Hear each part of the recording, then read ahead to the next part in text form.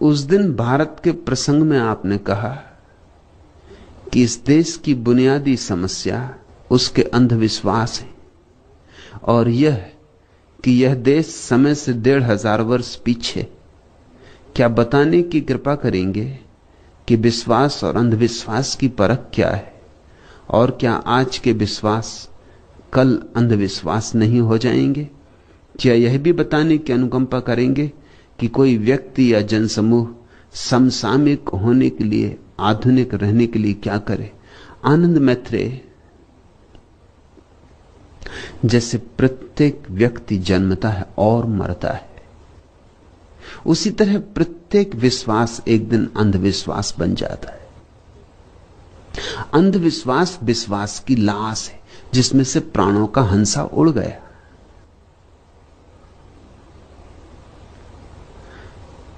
तुमने अपनी मां को कितना प्रेम किया था, फिर एक दिन मां चल बसी, अब उसकी लाश थोड़ी रखे बैठे रहोगे। लाश रखोगे तो जीना मुश्किल हो जाएगा, सारा घर बदबू से भर जाएगा। और ऐसी लाशें इकट्ठी करते गए, एक दिन पिता चल बसेंगे। ऐसी लाशें इकट्ठी करते गए तो घर में जीना असंभव हो जाएगा। मुर्दे इतने हो जाएंगे कि जिंदा रहेंगे कहां, जिंदा रहेंगे कैसे? इसलिए मां बड़ी प्यारी थी, लेकिन जब चल बसी तो फिर तुम देर नहीं करते अर्थी बांधने में, और तुम अगर देर करो भी तो मोहल्ले वाले जल्दी से बांधने लगते। आखिर उनको भी तो जीना है। तुम रोने धोने में लगे हो, मोहल्ले के लोग जल्दी से बांस लकड़ी इकट्ठा करने लगते, क्योंकि उनके घर जब कोई मरता तब तुम बांस लकड़ी इकट्ठा कर देते हो। ये पारस्परिक लेन देन। देर नहीं लगती, कोई मरा कि लाश उठी।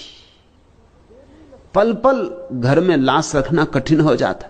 और ऐसा नहीं कि तुम्हें मां से प्रेम न था, खूब था प्रेम, छाती पीट के रो रहे हो, मगर फिर भी रोते रहोगे और ले चले हंडिया लटकाकर। रोते रहोगे और चढ़ा दोगे जाकर अर्थी पर, रोते रहोगे और आग लगा दोगे। ये करना ही होगा। ऐसी ही अवस्था विश्वास और अंधविश्वास की। विश्वास जीवंत जब होता है सत्य, और जब सत्य के भीतर से प्राण तो उड़ जाते, सिर्फ क्रियाकांड रह जाता, मगर तुम उसी क्रियाकांड को ढोते रहते हो, तब अंधविश्वास। आंख वाला विश्वास तो जीवंत होता है, अंधा विश्वास मुर्दा होता है।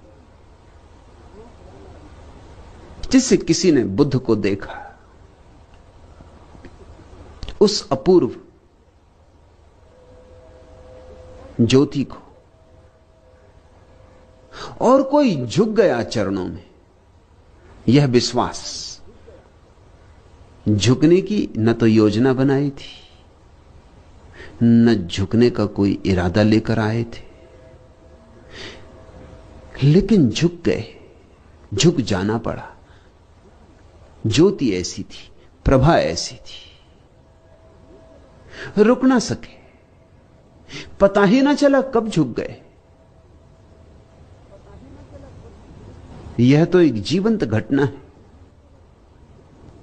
और इसमें रस है, और इसमें गहरे अभिप्राय हैं, इसमें भाव की धड़कन है, इसमें सांस चल रही। जब कोई बुद्ध को देखकर, उन आंखों में झांककर, उन चरणों की महिमा में सिर रख दिया है, अपने अनुभव से, अपनी प्रतीति से, अपने साक्षात से, तब बात और है। फिर यह आदमी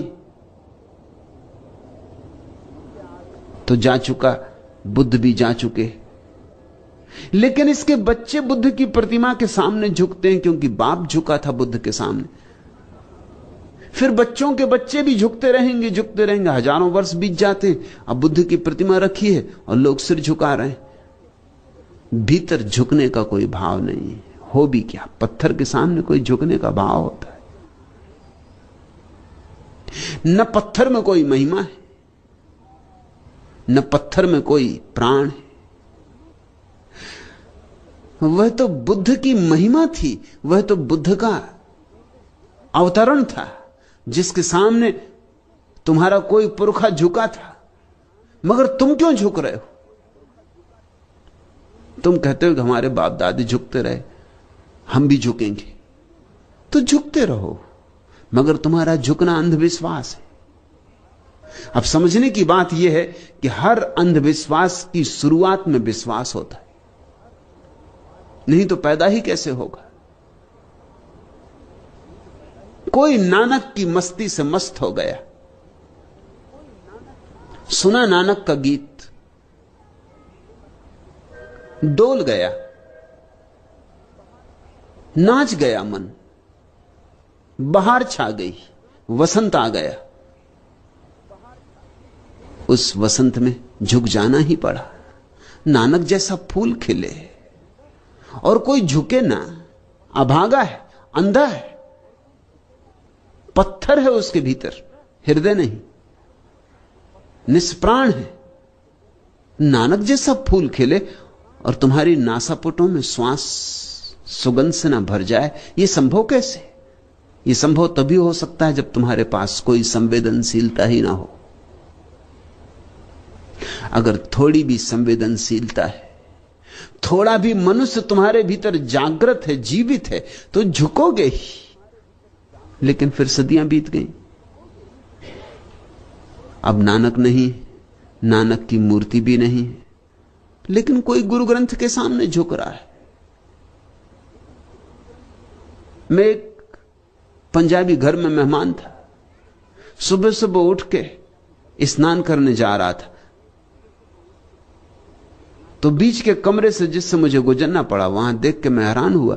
गुरु ग्रंथ के लिए उन्होंने बड़ा एक सिंहासन बनाया हुआ था। नानक को हृदय के सिंहासन पर बिठाया था, वह तो समझ में आता है, मगर अब किताब को सिंहासन पर बिठा दिया है। वहां तक भी बात ठीक कि चलो तुम्हारा आदर है। चौंका मैं इसलिए कि उसी सिंहासन के पास एक लोटे में जल भरा रखा है, चांदी का लोटा, और दतौन भी रखी। मैंने पूछा कि ये क्या है, ये किस लिए रखी? तो उन्होंने कहा, गुरु ग्रंथ साहब के लिए दतौन। अब हद हो गई, तुमने नानक के लिए जाके लोटे में दतौन का पानी ले गए होते, चांदी का सोने का लोटा ले गए होते, समझ में आती बात। अब किताब के लिए दतौन रख रहे हो? तुम होश में हो कि तुम पागल हो गए हो? मगर इसी तरह होता है। मैंने सुना एक आदमी मरा, उसकी आदत थी कि भोजन के बाद रोज उठ के अपनी दांत साफ करता था एक लकड़ी के टुकड़े से। उसके बच्चे छोटे छोटे थे, बाप मर गया, मां पहले ही मर गई थी। बच्चों को कुछ और ज्यादा याद न था, लेकिन एक बात बराबर उन्हें याद थी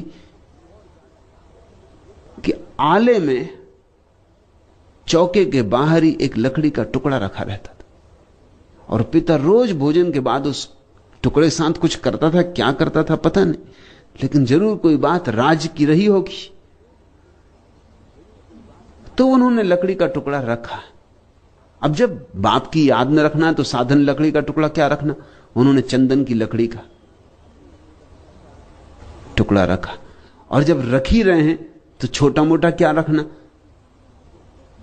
उन्होंने चंदन की बड़ी लकड़ी का एक टुकड़ा रखा, खूब नक्काशी करवा के। अब उसका कोई भी संबंध ना रहा दांत के साफ करने से, उससे दांत साफ हो भी नहीं सकते, दांत से कुछ लेना देना भी ना रहा। फिर बच्चे बड़े हुए, उन्होंने नया मकान बनवाया, धन कमाया। अब नए मकान में उन्होंने सोचा कि आले में रखा है, यह याददाश्त है अपने पुरखों की, तो क्यों ना एक छोटा सा मंदिर बना ले। और बात जची सभी को, और अब धन भी पास में था, तो उन्होंने एक संगमरमर का छोटा सा मंदिर ही बना लिया। उन्होंने कहा आले में क्या रखना, बाप दादे गरीब थे तो ठीक, अब मंदिर बन गया संगमरमर का बड़ा मंदिर, अब उसमें एक छोटे से लकड़ी के टुकड़े को क्या रखना। तो उन्होंने एक बड़ा खंबा, पूरा झाड़ का झाड़ ले आए होंगे कटवा के चंदन का, उस पर खूब नक्काशी करके उसको लगा दिया। मैंने सुना है कि अब उसकी पूजा चलती, घंटा बजता, पुजारी आता, फूल चढ़ाए जाते। अब किसी को याद ही नहीं कि कहां से शुरुआत हो गई थी बात की। जो भी इस जगत में तुम्हें अंधविश्वास दिखाई पड़ रहे हैं, उनका प्रारंभ तो जरूर कभी विश्वास से ही हुआ था। कहीं ना कहीं, चाहे कितनी ही बात खो गई हो, चाहे आज खोजना भी संभव ना रह जाए, चाहे आज हमारे पास उपाय भी ना रह गए हों कि हम परत दर परत इतिहास में उतर कर उनकी खोज कर सकें, लेकिन कहीं न कहीं प्रारंभ में कोई न कोई छोटी न मोटी बात रही होगी जिसमें कुछ सत्य था और जिसको किसी ने साक्षात्कार किया था, लेकिन फिर पीछे सभी चीजें अंधविश्वास हो जाती। विश्वास का अर्थ होता है जो तुम्हारे अनुभव से घटित हो। अब मेरे पास लोग आते, कोई मां ने सन्यास ले लिया, वो अपने बेटे को ले आती कि इसको भी सन्यास दें। बेटा भाग रहा है, वो उसको पकड़ रही कि इसको सन्यास दें।